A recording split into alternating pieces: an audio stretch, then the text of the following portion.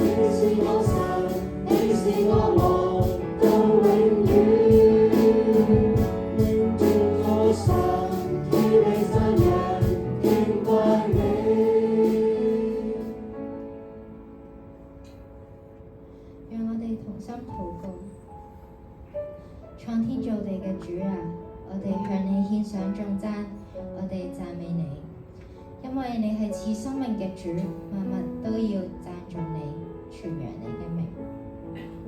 主啊，感謝你賜愛子耶穌基督為我哋釘身受死，抹去咗我哋嘅罪，賜下救恩，讓我哋嘅生命能夠被改變。求你賜我哋謙卑嘅心，讓我哋知道沒有一件事係靠着自己嘅能力成就，而係靠着神你嘅大能。或許有時候我哋會埋怨上帝，點解好似禱告咗好耐都冇回應咁，甚至最後得到嘅係最不如意嘅結果。但係你話過，不要怕，只要信。求你讓呢句説話能夠成為我哋生命上嘅安慰同力量，明白主仍在工作，佢定會帶領我哋嘅一生。禱告係奉主耶穌基督聖名祈求，阿門。會眾請坐。你要專心仰賴耶和華，不可依靠自己的聰明，在你一切所行的事上都要認定他，他必指引你的路。就讓我哋一同用以下呢首詩歌，立志放下我哋生命上嘅一切驕傲同堅持，重新轉向愛主你。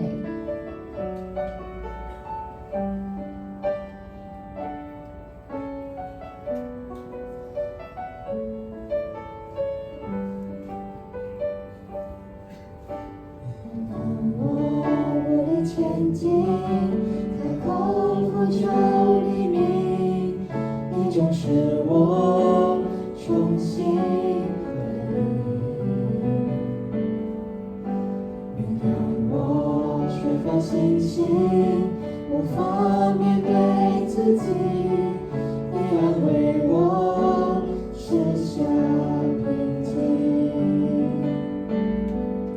生命中多少温暖，多少善意，你话语引导如春光降临，让我将焦点转向你，不再坚持我自己，专心仰赖耶和华我的神，让我敬拜主你心意，每步路有你指引，甘心乐意在所行的事上认定你。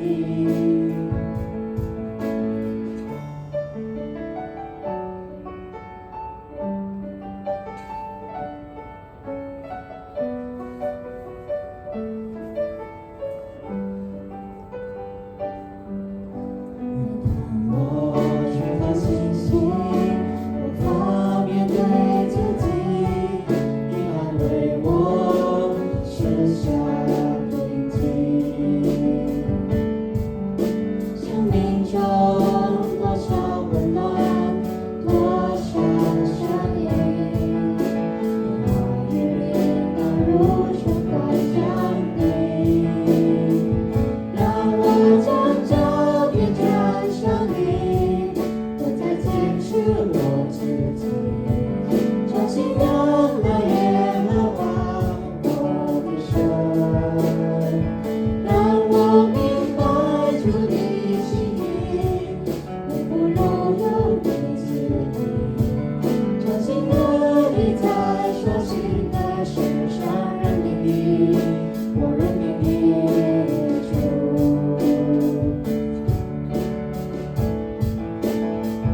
让我将焦点转向你，不再坚持我自己，专心仰赖耶和华我的神，让我明白主你心意，每步路有你指引，甘心乐意在所行的事上认定你，我认定你主。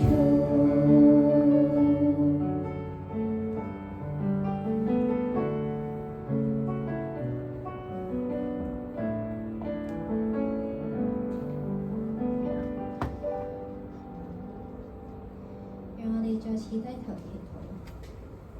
親愛嘅天父，感謝你揀選咗我哋，讓我哋可以認識你。你總是知道我哋所需要嘅，我哋都係最合適嘅。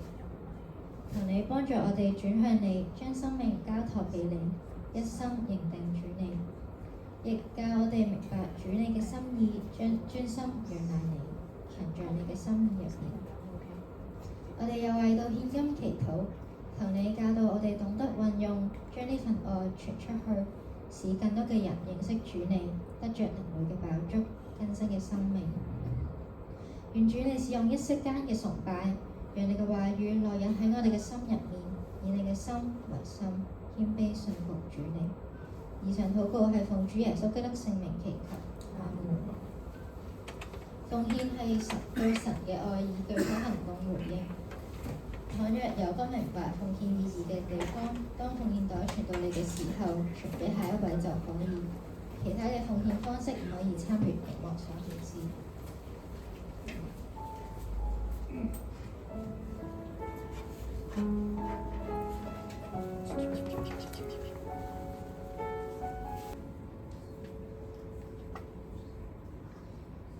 今天晚上嘅講道經文選自馬可福音5章21至43節，已經印製咗喺程序表嘅內頁，邀請大家一同翻開。請聽我讀出。耶穌坐船又到那邊去，就有許多人到他那裏聚集。他正在海邊上，有一個管會堂的人，名叫睚魯，來見耶穌，就俯伏在他腳前，再三地求他說：我的小女兒快要死了，求你去按手在她身上，使她痊愈，得以活了。耶穌就和他同去。有許多人跟隨擁擠他，有一個女人患了12年的血漏，在好些醫生手裏受了許多的苦，又花盡了他所有的，一點也不見好，病勢反倒更重了。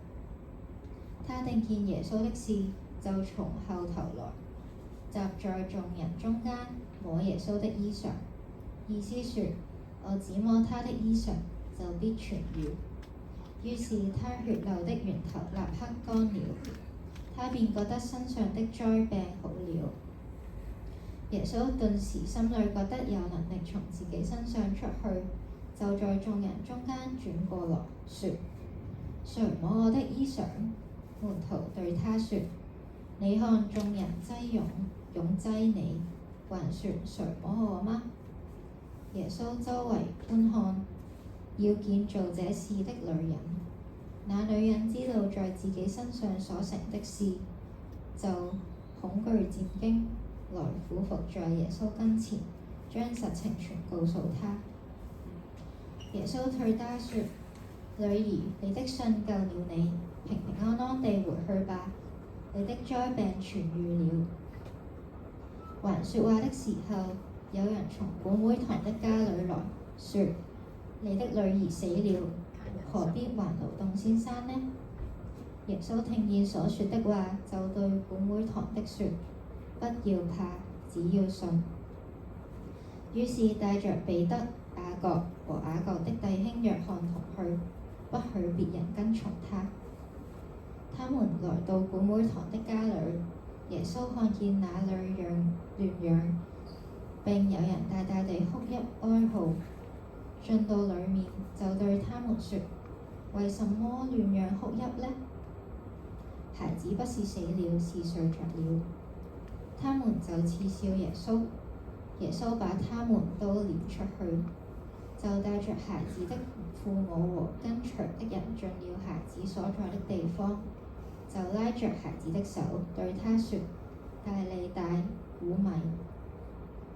那閨女立時起來走，他們就大大地驚奇。閨女已經12歲了。耶穌切切地囑咐他們，不要叫人知道這事，又吩咐給他東西吃。現在有請梁志成傳道為我哋介紹今晚嘅講員。冇錯，少一少啫。